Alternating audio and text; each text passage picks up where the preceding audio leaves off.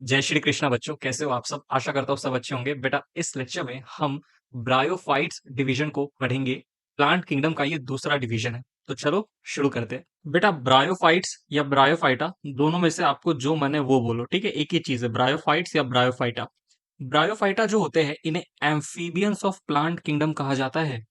ये plant kingdom के amphibians है। एम्फीबियंस बेटा ऐसे ऑर्गेनिज्म है जो कि डुअल नेचर शो करते हैं।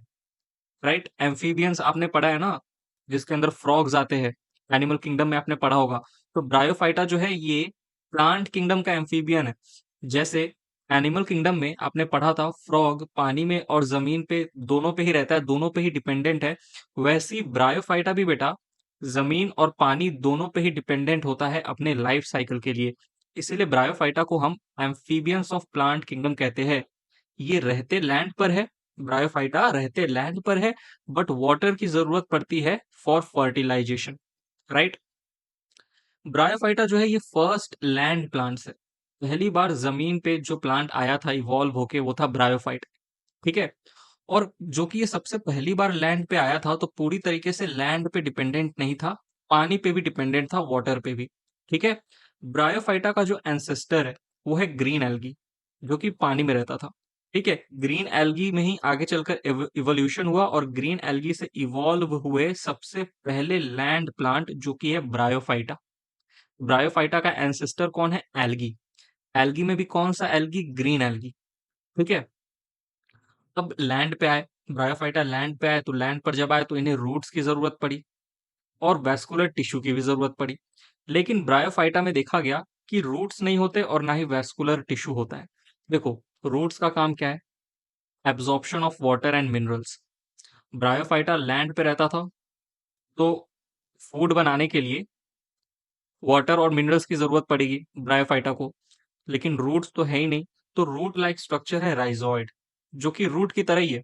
कंप्लीटली रूट नहीं है बट रूट लाइक स्ट्रक्चर है राइजोइड। अब वैस्कुलर टिश्यू जो होते हैं, आपको पता है प्लांट के अंदर वैस्कुलर टिश्यू का काम होता है फूड और वाटर का कंडक्शन कराना। जाइलम ऐसा वैस्कुलर टिश्यू है बेटा जो कि क्या कराता है? याद करो, वाटर का कंडक्शन कराता है और फ्लोएम क्या कराता है? फूड का कंडक्शन कराता है। लेकिन ब्रायोफाइटा में जो आपको टिश्यू देखने को मिलेगा वो है parenchyma. Parenchyma is the first tissue developed in plant kingdom. Plant kingdom में सबसे पहली बार बनने वाला टिश्यू का जो नाम है वो है पैरेनकाइमा। ठीक है। एनाटॉमी में आपने पढ़ा होगा, एनाटॉमी इन फ्लावरिंग प्लांट नहीं पढ़ा तो आगे चलकर पढ़ोगे। ठीक है। चलिए, तो पैरेनकाइमा टिश्यू का बना होता है ब्रायोफाइटा। पैरेनकाइमा टिश्यू में क्या होता है? एक सेल से दूसरे सेल ऑस्मोटिक प्रेशर के थ्रू, ऑस्मोटिक प्रेशर के चेंज के थ्रू वाटर एक सेल से दूसरे सेल में कंडक्ट होता है। ठीक है, ये आपको ध्यान नहीं रखना, ये सिलेबस में नहीं है। तो ऑस्मोटिक प्रेशर के चेंज के थ्रू वाटर एक सेल से दूसरे सेल में कंडक्ट होता है और पैरेनकाइमा के ही ब्रायोफाइटा बने होते हैं।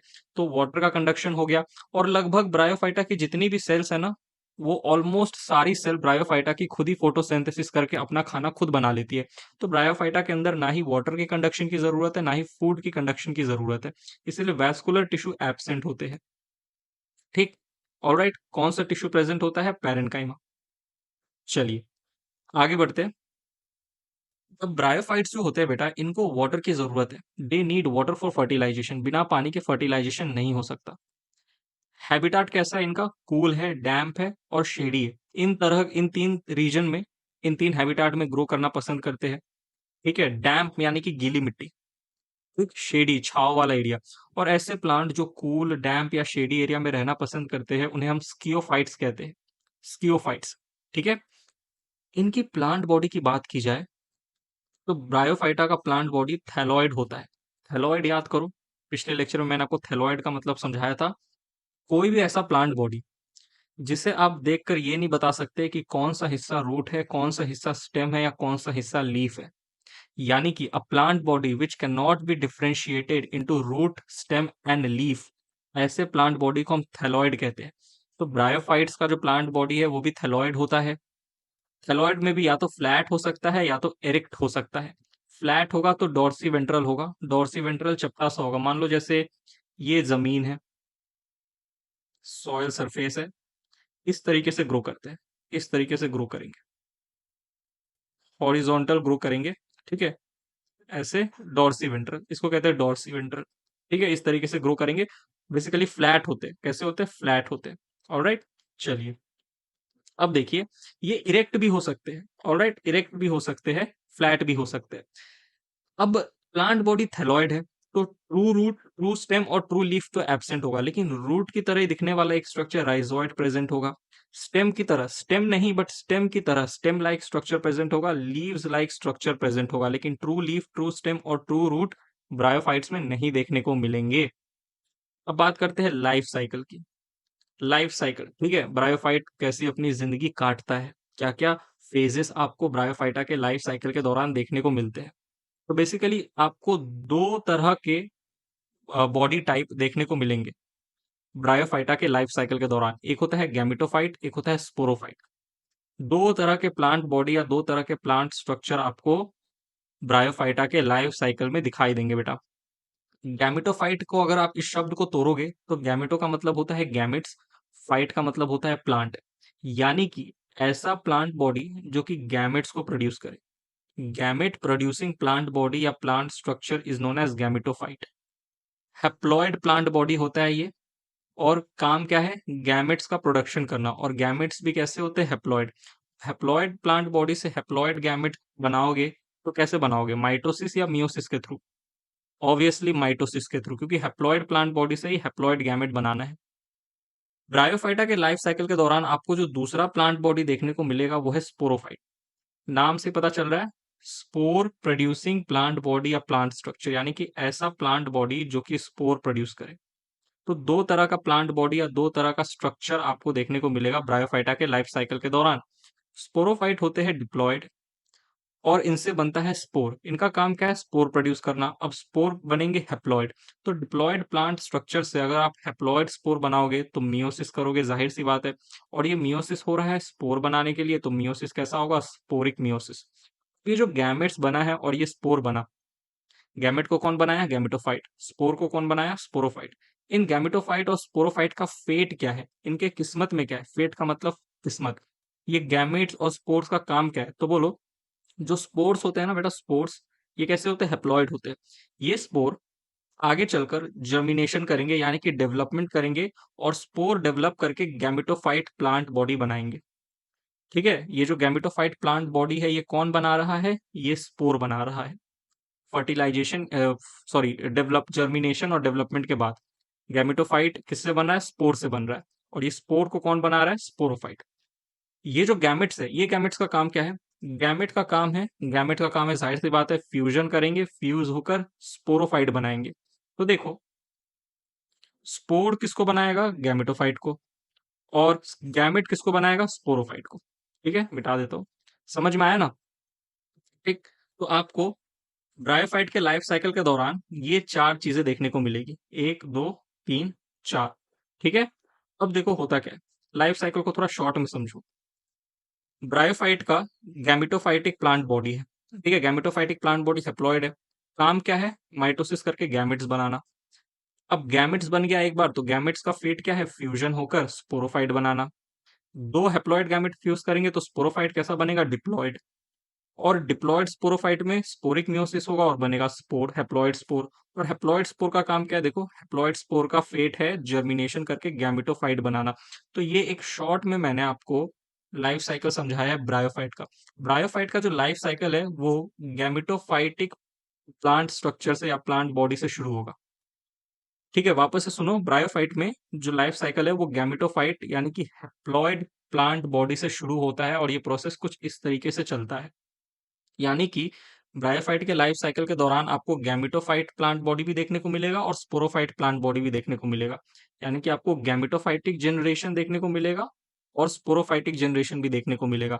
आप अगर ध्यान से देखो बेटा, तो gametophytic generation sporophytic generation, sporophyte को बना रहा है, और ये स्पोरोफाइट गैमेटोफाइट को बना रहा है। यानी कि गैमेटोफाइटिक जनरेशन बनाता है स्पोरोफाइटिक जनरेशन को, और स्पोरोफाइटिक जनरेशन बनाता है गैमेटोफाइटिक जनरेशन को। एक जनरेशन दूसरे जनरेशन को बना रहा है। इसे हम कहते हैं बेटा ऑल्टरनेशन ऑफ जनरेशन। एक जनरेशन के बाद दूसरे जनरेशन का आना, ऑल्टरनेशन। ऑल्टरनेशन का मतलब क्या है? Change, change of generation. अब गैमेटोफाइटिक जनरेशन क्या है? Refers all the gametophytic structure. जितने भी गैमेटोफाइटिक स्ट्रक्चर ब्रायोफाइट के लाइफ साइकिल के दौरान बने हैं उन सारे स्ट्रक्चर को हम गैमेटोफाइटिक जनरेशन के अंदर रखते हैं।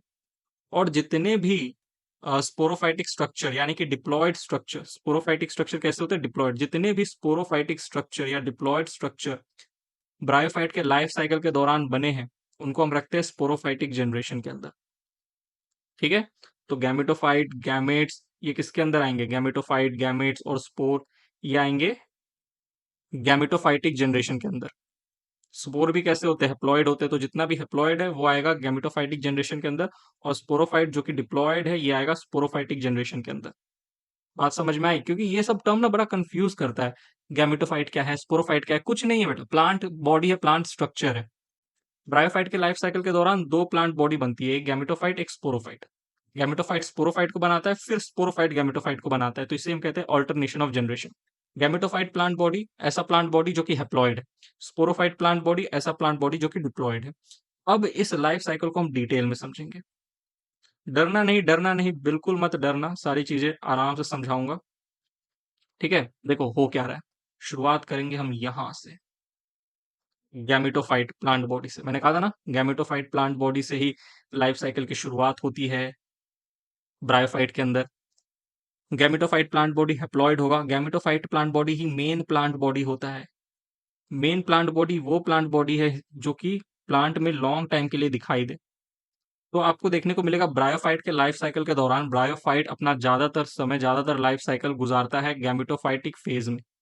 ठीक है, ज्यादा समय के लिए गैमेटोफाइट जो जनरेशन है वो ब्रायोफाइट के लाइफ साइकिल के दौरान डोमिनेंट होता है, देखने को मिलता है। तो जो प्लांट में लॉन्ग टाइम के लिए दिखाई दे वही मेन प्लांट बॉडी होती है। तो gametophyte is the main plant body. तो गैमेटोफाइट का काम क्या था? गैमेट प्रोड्यूस करना। तो अब देखो, गैमेटोफाइट जो प्लांट बॉडी होता है ना, उन पे पाए जाते हैं सेक्स ऑर्गन्स। गैमेटोफाइट एक मल्टी सेलुलर प्लांट बॉडी है, तो उनके ऊपर आपको सेक्स ऑर्गन देखने को मिलेंगे।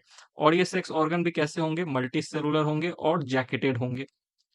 अब दो तरह के सेक्स ऑर्गन आपको देखने को मिलेंगे, जाहिर सी बात है। एक होता है मेल सेक्स ऑर्गन, एक होता है female sex organ. Mail sex organ जो होता है इसे कहते हैं एंथ्रीडिया। ठीक है, हैप्लॉइड होंगे क्योंकि गैमेटोफाइट के ऊपर है, गैमेटोफाइट अपने आप में हैप्लॉइड स्ट्रक्चर है, तो ये सेक्स ऑर्गन भी हैप्लॉइड होंगे। फीमेल सेक्स ऑर्गन का नाम होता है आर्कीगोनिया।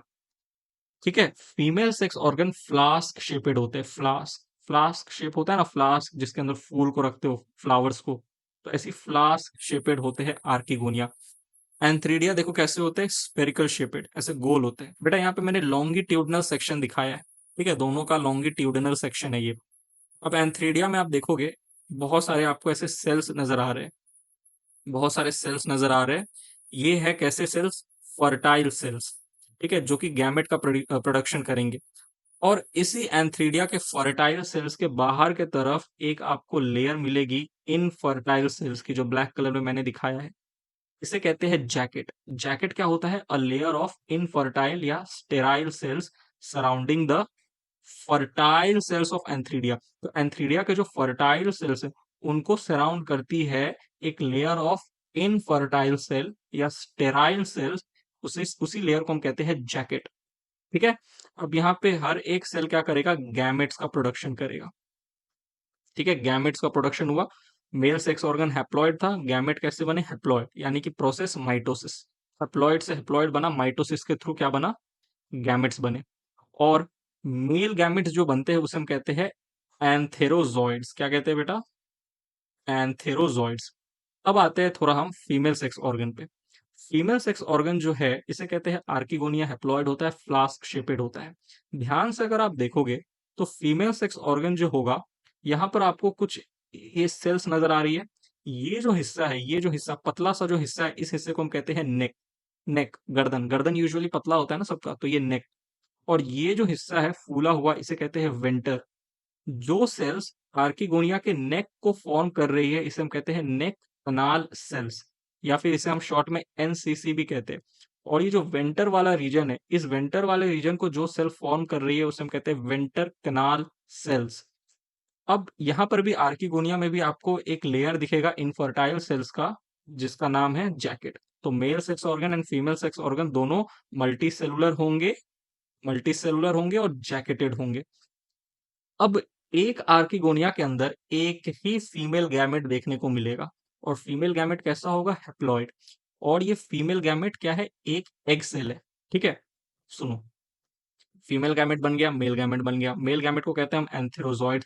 मेल गैमेट की थोड़ी मोर्फोलॉजी की बात करें तो मेल गैमेट कॉमा शेपेड होते हैं और बाई फ्लैजिलेटेड होते हैं, दो फ्लैजिला होता है। ये मेल गैमेट का बाई फ्लैजिलेटेड होना ये दर्शाता है कि वाकई में ब्रायोफाइट्स का जो एंसेस्टर था वो एक्वेटिक रहा होगा, क्योंकि फ्लैजिला बेटा आपको उन्हीं स्ट्रक्चर में देखने को मिलता है जो कि पानी में पाए जाते हैं, क्योंकि फ्लैजिला मदद करता है मूवमेंट में। और फ्लैजिला तभी एक सेल का मूवमेंट करा पाएगा जब वो सेल पानी में हो, एक्वेटिक में हो। तो फ्लैजिला का होना, ब्रायोफाइट्स के मेल गैमेट्स में फ्लैजिला का होना, वो भी दो फ्लैजिला, बाई फ्लैजिलेटेड, दो फ्लैजिला का होना शो करता है that ancestor of bryophyte was aquatic. यानी कि जो एंसेस्टर रहा होगा ब्रायोफाइट का वो एक्वेटिक रहा होगा। और वाकई में एक्वेटिक ही तो है एंसेस्टर ब्रायोफाइट का, ग्रीन एल्गी। ग्रीन एल्गी से तो इवॉल्व हुआ है ब्रायोफाइट। ठीक, चलिए अब यहां पर देखिए, मेल गैमेट तैयार, फीमेल गैमेट तैयार, तो चलो करा देते हैं फर्टिलाइजेशन। लेकिन फर्टिलाइजेशन होता कैसे, ये मेल गैमेट किसके पास जाएगा, फीमेल गैमेट के पास जाएगा। ठीक है, कैसे जाएगा, देखो ये जो आर्किगोनिया है ना, ये आर्किगोनिया मेच्योर हो जाता है। मेच्योर हो गया, उसके अंदर एग सेल बन गई। अब जब आर्किगोनिया मेच्योर होता है तो आर्किगोनिया के अंदर कुछ चेंजेस आपको देखने को मिलेंगे। आर्किगोनिया जैसी मेच्योर होगा, आर्किगोनिया के जो नेक सेल्स है, ये जो नेक सेल्स है ये सारे के सारे डीजेनरेट हो जाएंगे और रिलीज करेंगे एक केमिकल पानी के अंदर, वाटर में। ठीक है, वाटर में केमिकल रिलीज करेंगे। ये जो केमिकल है ये केमिकल पहुंचता है गैमेट, मेल गैमेट के पास।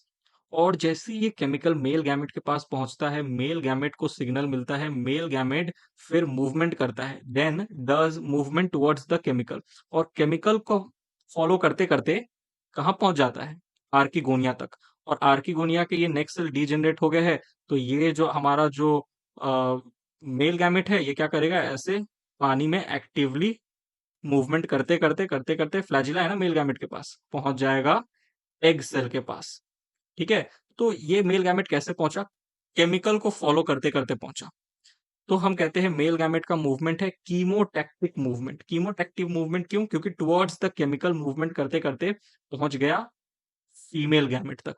अब एक बार फीमेल गैमेट तक मेल गैमेट पहुंच गया तो करा देते हैं फर्टिलाइजेशन, तो हो गया फर्टिलाइजेशन। लेकिन फर्टिलाइजेशन जोइडोगैमस होता है। जोइडोगैमस फर्टिलाइजेशन क्यों, जोइडोगैमस फर्टिलाइजेशन ऐसा फर्टिलाइजेशन का टाइप है जहां पर मेल गैमेट्स स्विम करते हुए पानी के थ्रू पहुंचता है फीमेल गैमेट तक, और वाकई में वही हो रहा है। मेल गैमेट के पास दो फ्लैजिला है, बाई फ्लैजिलेटेड होते हैं, कॉमा शेपेड होते हैं, तो तैरते तैरते पानी के थ्रू फीमेल गैमेट तक पहुंच जाते हैं। यहाँ पर एक चीज समझो बच्चों, यहाँ पर बच्चों को लगता है ना कि पानी का मतलब बहुत ज्यादा पानी की जरूरत है। अरे अगर बहुत ज्यादा पानी की जरूरत होती तो ब्रायोफाइट लैंड प्लांट थोड़ी होते, एक्वाटिक प्लांट होते। जब भी मैं यहाँ कहता हूँ ना कि वाटर की जरूरत है, बेटा बहुत कम वाटर, क्योंकि ऐसे ही देखो ना डैम्प रीजन में ग्रो करना पसंद करते हैं। कूल डैम्प शेडी एरिया, कूल डैम्प और शेडी एरिया जो होता है ना वो ऐसा एरिया जहाँ पे पानी की कमी नहीं होती। डैम्प मतलब क्या, गीली मिट्टी। तो गीली मिट्टी में ग्रो करते हैं तो आसपास पानी तो होता ही है, दो चार बूंद पानी मिल गया वही काफी है। उसी पानी के थ्रू स्विम करते करते पहुंच जाते हैं मेल गैमेट फीमेल गैमेट तक। ठीक है, चलिए, और फर्टिलाइजेशन हो गया तो बना जाइगोट। अब haploid male gamete, haploid female gamete fuse करेगा तो जाइगोट डिप्लॉइड बनेगा। जाइगोट से बनेगा एम्ब्रायो। तो जाइगोट से एम्ब्रायो बनने के लिए, डिप्लॉइड से डिप्लॉइड बनने के लिए माइटोसिस होगा। माइटोसिस होगा कंटिन्यूअसली। और ये जो जाइगोट होते हैं कैसे होते हैं, यूनिसेलुलर। यूनिसेलुलर जाइगोट से मल्टी सेलुलर एम्ब्रायो बन जाएगा। बेटा नोट, प्लांट किंगडम में पहली बार एम्ब्रायो का फॉर्मेशन हुआ, वो भी इन ब्रायोफाइट। देखो एल्गी में कहीं पे भी एम्ब्रायो का फॉर्मेशन नहीं हुआ था, प्लांट किंगडम में मैंने आपको सबसे पहली बार एम्ब्रायो ही एल्गी ही पढ़ाया था। एल्गी के बाद हम ब्रायोफाइट पढ़ रहे हैं, और ब्रायोफाइट में पहली बार एम्ब्रायो शब्द आया है। इससे पहले मैंने एम्ब्रायो शब्द कहीं यूज नहीं किया एल्गी में। प्लांट किंगडम में सबसे पहली बार एम्ब्रायो कहाँ बनता है, ब्रायोफाइट्स में। ठीक, अभी जो एम्ब्रायो है ये कैसा होगा, डिप्लॉयड होगा। ये जो डिप्लॉयड एम्ब्रायो है इसमें धराधर माइटोसिस होगा और बन जाएगा स्पोरोफाइटिक प्लांट बॉडी, जो कि डिप्लॉयड प्लांट बॉडी होती है। ठीक है, तो स्पोरोफाइट बना। अब स्पोरोफाइट जो है मल्टी सेलुलर है, डिप्लॉयड है, लेकिन स्पोरोफाइट के कुछ सेल्स, सारे सेल्स नहीं, कुछ सेल्स फर्टाइल होते हैं, उन्हें हम कहते हैं स्पोर मदर सेल्स। ये जो स्पोर मदर सेल्स है ये भी डिप्लॉयड होंगे। स्पोरोफाइट में पाए जाते हैं और स्पोरोफाइट अपने आप में डिप्लॉयड स्ट्रक्चर है। अब ये स्पोर मदर सेल के अंदर होता है मियोसिस और उससे बनता है स्पोर।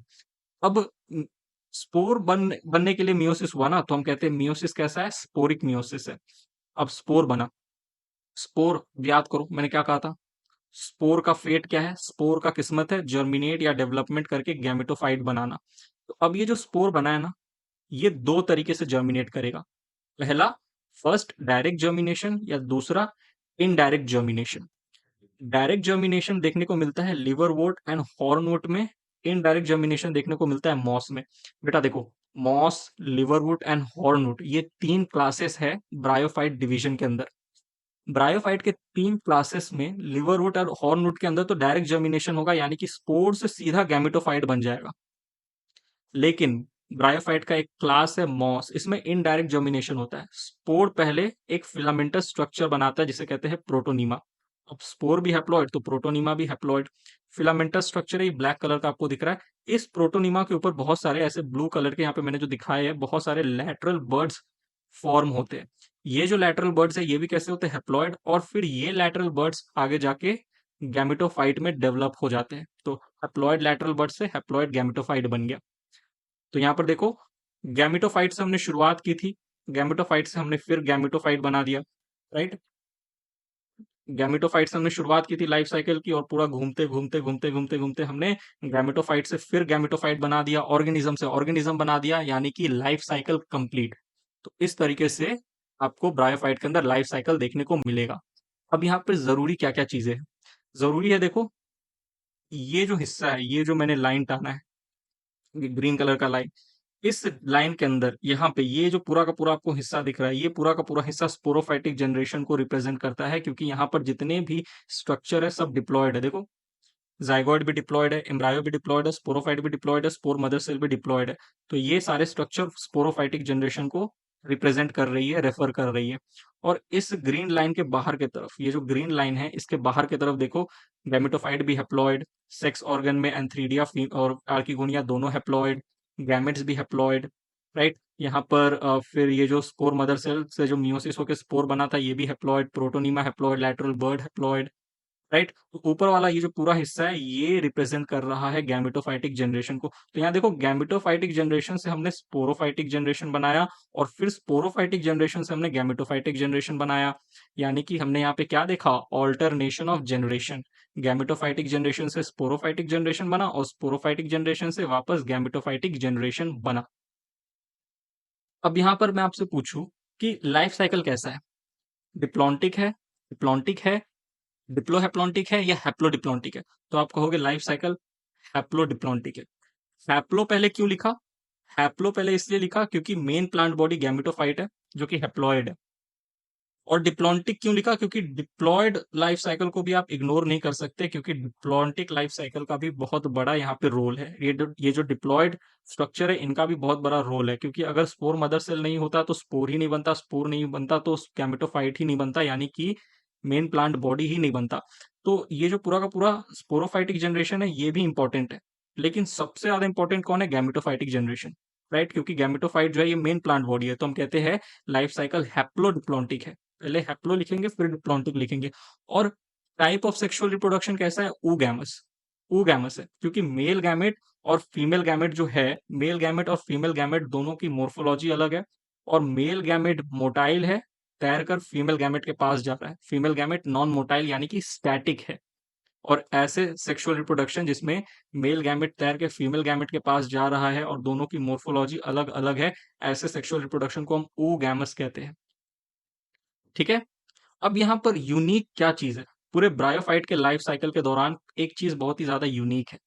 ये जो स्पोरोफाइट होता है ना, ये जो स्पोरोफाइट, ये स्पोरोफाइट डिपेंडेंट होता है गैमेटोफाइट के ऊपर। स्पोरोफाइट जो होता है ये डिपेंडेंट होता है गैमेटोफाइट के ऊपर, ठीक है। एस और जी, एस मतलब sporophyte is dependent on gametophyte. कैसे, थोड़ी देर में मैं आपको समझाने वाला हूँ, ठीक है। समझ में आ रहा है ना बेटा, ऐसा तो नहीं सब ऊपर से जा रहा है कि सर क्या पढ़ा रहे हो, हाँ इतना कौन पढ़ाता है सर। अरे एक बार देख लो, सुन लो, फिर एनसीईआरटी रीड करोगे ना। एनसीईआरटी अपने आप में एक बहुत टफ किताब है बेटा, राइट। उसके हर एक लाइन को समझने के लिए ना बहुत डिटेल में कॉन्सेप्ट क्लियर करवाना पड़ता है। तो आई होप आपके कॉन्सेप्ट क्लियर हो रहे होंगे। अब देखो, sporophyte is dependent on gametophyte. इस चीज को समझाने से पहले ना थोड़ा डायरेक्ट और इनडायरेक्ट जर्मिनेशन का कंपैरिजन करते हैं। ठीक है, चलो। Direct versus indirect germination. देखो, स्पोर, एक स्पोर बना, ये स्पोर बना, स्पोर से ही डायरेक्ट या इनडायरेक्ट जर्मिनेशन होना है। अगर एक स्पोर से एक गैमेटोफाइट बन जाए तो हम कहते हैं जर्मिनेशन डायरेक्ट। और अगर एक स्पोर से प्रोटोनीमा बने, जो कि फिलामेंटस होता है स्ट्रक्चर, और उसके ऊपर बहुत सारे लैटरल बर्ड्स होते हैं, तो एक स्पोर से प्रोटोनीमा बने, प्रोटोनीमा से मेनी, बहुत सारे बर्ड्स बने, और बहुत सारे बर्ड्स से बहुत सारे गैमेटोफाइट बन जाए, मेनी गैमेटोफाइट, तो ऐसे को हम कहते हैं इनडायरेक्ट जर्मिनेशन। अब अगर मैं आपसे पूछूं कि दोनों में से कौन अच्छा है, तो भाई अच्छा तो इनडायरेक्ट जर्मिनेशन है ना, क्योंकि एक स्पोर से बहुत सारे गैमेटोफाइट बन रहे हैं। लेकिन इन डायरेक्ट जर्मिनेशन में एक स्पोर से एक ही गैमेटोफाइट बन रहा है, तो अच्छा कौन हुआ? Indirect germination. ठीक है। अब इनडायरेक्ट जर्मिनेशन होता किसमें? देखो, क्या ये मॉस में होता है? मॉस में बिल्कुल होता है। तो देखो, gametophyte shows gregarious nature in moss, यानी कि मॉस के अंदर आपको गैमेटोफाइट ग्रुप्स में बहुत ज्यादा देखने को मिलेंगे। ग्रिगेरियस नेचर का मतलब क्या? जर्मिनेटिंग इन लार्ज ग्रुप या लार्ज नंबर। ठीक है। और यहाँ पर आप देख लो, मॉस के अंदर इनडायरेक्ट जर्मिनेशन होता है, एक स्पोर से बहुत सारा ये गैमेटोफाइट क्या कहते हैं, जर्मिनेट करता है, तो हम कहते हैं gametophyte shows gregarious nature in moss. Why? Because of indirect germination. ठीक, चलिए अब इस चीज को समझते हैं। Sporophyte is dependent on gametophyte. कैसे? देखो, उसके लिए हमको ना थोड़ा लाइफ साइकिल को विजुअलाइज करना पड़ेगा। Visualisation of life cycle. ठीक है, अभी तक जितनी बातें मैंने कही उसको डायग्राम के थ्रू थोड़ा मैं आपको समझाने की कोशिश कर रहा हूं, ताकि आप विजुअलाइज कर सको। ऑरेंज कलर का जो प्लांट बॉडी है वो है गैमेटोफाइट। जी मैंने लिखा है ऑरेंज कलर में, और ये जो प्लांट बॉडी मैंने बनाया ना डॉर्सी वेंट्रल, ग्रीन कलर का, ये है गैमेटोफाइट। ग्रीन कलर का ये जो प्लांट बॉडी मैंने बनाया है, ये है स्पोरोफाइट। ठीक है। तो यहां पर एक गैमेटोफाइट है, ये दूसरा गैमेटोफाइट है। लिख देता हूं, ये पहला गैमेटोफाइट, ये दूसरा गैमेटोफाइट। अब होता क्या है, सुनो। दो गैमेटोफाइट प्लांट बॉडी है ब्रायोफाइट के। ठीक है। गैमेटोफाइट प्लांट बॉडी के ऊपर ही होता है male sexual organ and female sexual organ. तो यहाँ पे ये फ्लास्क शेपेड मैंने बनाया है आर्किगोनिया, और ये है एंथ्रीडियम। ठीक है। आर्किगोनिया और एंथ्रीडियम यही तो होते हैं ना, देख लो यहाँ पे, आर्किगोनिया एंड एंथ्रीडिया। ठीक है। अब देखो, यहाँ पर भी मैंने आर्किगोनिया और एंथ्रीडिया बनाया है। अब ये एक गैमेटोफाइट, ये दूसरा गैमेटोफाइट। अब होता क्या है, गैमेटोफाइट में क्रॉस फर्टिलाइजेशन को प्रेफर किया जाता है। Cross fertilisation. देखो, एक ही गैमेटोफाइट के ऊपर male sex organ, female sex organ दोनों है, तो मैं कहता हूं कि ये जो प्लांट बॉडी है ये मोनोशियस है। तो मैं कहूंगा ब्रायोफाइट मोनेशियस होते हैं। मोनोशियस मतलब क्या? एक ही प्लांट बॉडी के ऊपर अगर मेल और फीमेल सेक्स ऑर्गन दोनों प्रेजेंट हो तो उसे हम मोनोशियस कहते हैं। तो यहाँ पर फीमेल भी है, मेल भी है। मेल सेक्स ऑर्गन जो है वो एंथ्रीडिया बनाएगा, ये बेटा, सॉरी, मेल सेक्स ऑर्गन जो एंथ्रीडिया ये बनाएगा एंथेरिजॉइड। मेल गैमेट, मेल गैमेट को हम कहते हैं एंथ्रीजॉइड। कॉमा शेपेड होते हैं, दो फ्लैजिला होता है। अब यहाँ पर ये जो गैमेट है, ये इस एंथ्रीडिया, इस आर्किगोनिया के एक सेल को फर्टिलाइज करने नहीं जाएगा। बात समझ में आ रही है ना? ये जो मेल गैमेट है, ये सेम गैमेटोफाइट के फीमेल गैमेट को फर्टिलाइज करने नहीं जाएगा। ठीक है। ये कहाँ जाएगा? ये मेल गैमेट वाटर के थ्रू क्रॉस फर्टिलाइजेशन करेगा, यानी कि दूसरे गैमेटोफाइट के आर्किगोनिया के अंदर प्रेजेंट फीमेल गैमेट के साथ फ्यूज होने जाएगा। ऐसे फर्टिलाइजेशन को हम कहते हैं क्रॉस फर्टिलाइजेशन। क्रॉस फर्टिलाइजेशन क्यों होता है? जब एक ही प्लांट बॉडी के दोनों गैमेट, मेल और फीमेल गैमेट, एक टाइम पे मैच्योर ना हो तो। क्योंकि अगर यहाँ का फीमेल गैमेट भी मैच्योर हो जाता और मेल गैमेट तो मैच्योर है, तो ये मेल गैमेट इसी गैमेटोफाइट के फीमेल गैमेट के साथ फ्यूज होने चला जाता। लेकिन क्रॉस फर्टिलाइजेशन तभी होता है जब एक प्लांट बॉडी का दोनों गैमेट, मेल और फीमेल, एक टाइम पे मैच्योर नहीं हुआ है। हो सकता है कि इस प्लांट बॉडी, ये जो गैमेटोफाइट 1 है, इसका मेल गैमेट मैच्योर हो गया और गैमेटोफाइट 2 का फीमेल गैमेट मैच्योर हो गया, तो गैमेटोफाइट 1 का मेल गैमेट चला जाएगा और फ्यूज हो जाएगा गैमेटोफाइट 2 के फीमेल गैमेट के साथ, तो इसे हम कहते हैं क्रॉस फर्टिलाइजेशन। और जब ये फर्टिलाइजेशन होगा तो बनेगा जाइगोट, जाइगोट में माइटोसिस होगा तो बनेगा एम्ब्रायो, एम्ब्रायो से आगे जाके बनेगा स्पोरोफाइट। तो देखो, इस गैमेटोफाइट के ऊपर यहाँ पर ये स्पोरोफाइट बन गया। स्पोरोफाइट बन गया। जिस गैमेटोफाइट पे फर्टिलाइजेशन हुआ था उसी पे जाइगोट बनेगा, उसी से एम्ब्रायो बनेगा। जाइगोट क्या है, सिंगल सेल्ड होता है। एम्ब्रायो बनेगा, एम्ब्रायो से स्पोरोफाइट बनेगा। तो देखो गैमेटोफाइट के ऊपर यहाँ पर ये स्पोरोफाइट बन गया। ठीक है, अब ये जो स्पोरोफाइट है इसके तीन हिस्से होते हैं, फुट, सेटा, कैप्सूल। सबसे नीचे वाला जो गोल सा हिस्सा है इसे कहते हैं फुट।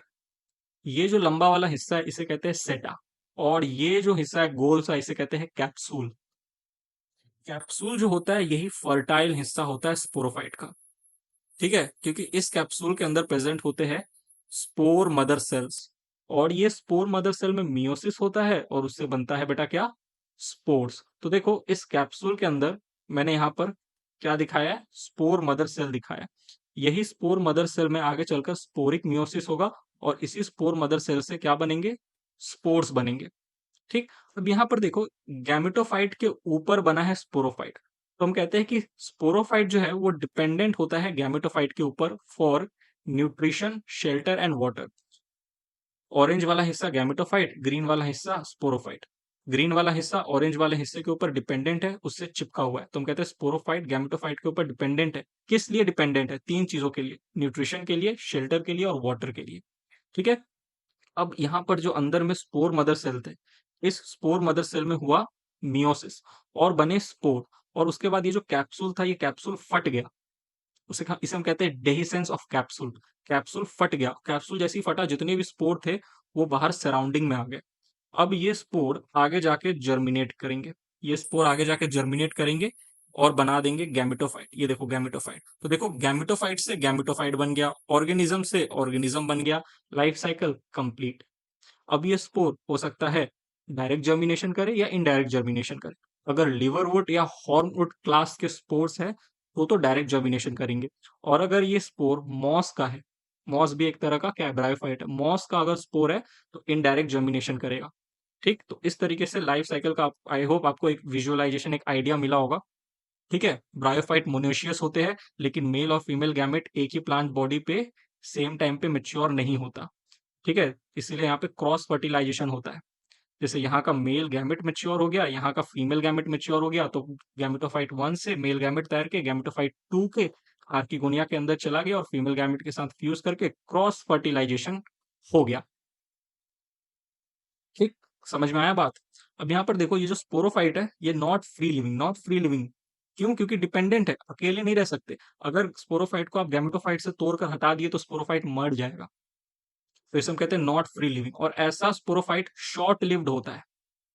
ठीक है, थोड़े समय के लिए होता है। ऐसे स्पोरोफाइट जो कि डिपेंडेंट होते हैं गैमेटोफाइट के ऊपर, जो कि फ्री लिविंग नहीं होते, वो शॉर्ट लिव्ड होते हैं। और शॉर्ट लिव्ड स्पोरोफाइट को हम कहते हैं स्पोरोगोनियम। ठीक, तो यहाँ पर आई होप आपको एक basic life cycle idea, basic क्या, बड़ा डिटेल में हमने पढ़ लिया राइट। इससे बेसिक थोड़ी कुछ हो, मतलब इससे डिटेल और क्या ही पढ़ोगे इसमें, राइट। चलिए, तो हमने बहुत ही डिटेल में स्पोरोफाइट के लाइफ साइकिल को समझा, लाइफ साइकिल का विजुअलाइजेशन भी किया हमने यहाँ पे। अब अगले लेक्चर में मैं आपको क्लासेस ऑफ ब्रायोफाइट पढ़ाऊंगा। क्या पढ़ाऊंगा, क्लासेस ऑफ ब्रायोफाइट। तीन क्लासेस हैं, लिवरवुड, हॉर्नवुड्स एंड मॉस। तो यहीं पे बेटा ये लेक्चर होता है समाप्त, की इजाजत लेना चाहूंगा। जय श्री कृष्णा बच्चों।